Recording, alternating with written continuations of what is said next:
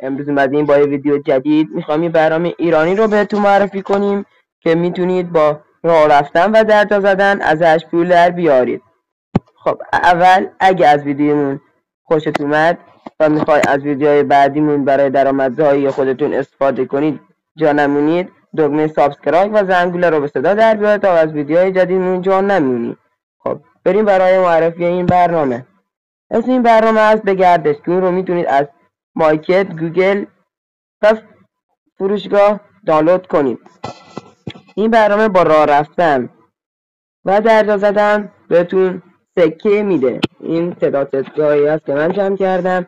میتونید با این سکه ها شارژ بگیرید یا خرید کنید.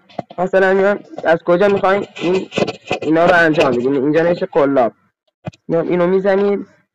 اسنپ هست، خرید هست، شارژ هست. خب آموزش هم هست، میتونید بخرید. تخفیف برای این چیزا دیگه هست.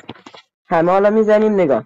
میتونید از این دو راه هست که میتونید از این سکه رایگان به دست بیارید. یک، اینجا توی زیر نوشته قلاب میزنید و اینجا گزینه همه رو انتخاب میکنید. نوشته 1000 سکه رایگان روش میزنید و نحوه استفاده رو نوشته. گفته که آخرین نسخه به گردش رو از گوگل پلی نصب کنید و جایزتون رو دریافت کنید. خب دومین چیزی که میخوام بهتون بگم چجوری میتونین رایگان سکه به دست بیارین، اینجا نوشته چالش. میایین اینجا هر دانلود یه جایزه داره، همین الان شروع کن.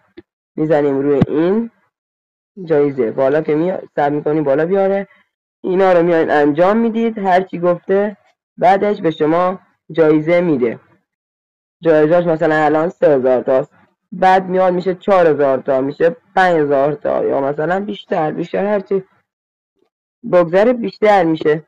خب اینجا هم چالش 2 نفره هست که میتونید با دوستت قدم بزنید و سکه هایی رو کسب کنید. یه راه حل دیگه هم هست که میتونید شما اینجا کارت هایی رو بخرید که با آنها سکه های بیشتری رو دریافت کنید. میتونید برنامه رو نصب کنید و ازش پول در بیارید به همین راحتی. اگه از ویدیوی ما خوشتون اومد دکمه سابسکرایب حتما یادتون نره. با امید دیدار تا یک ویدیوی جدید.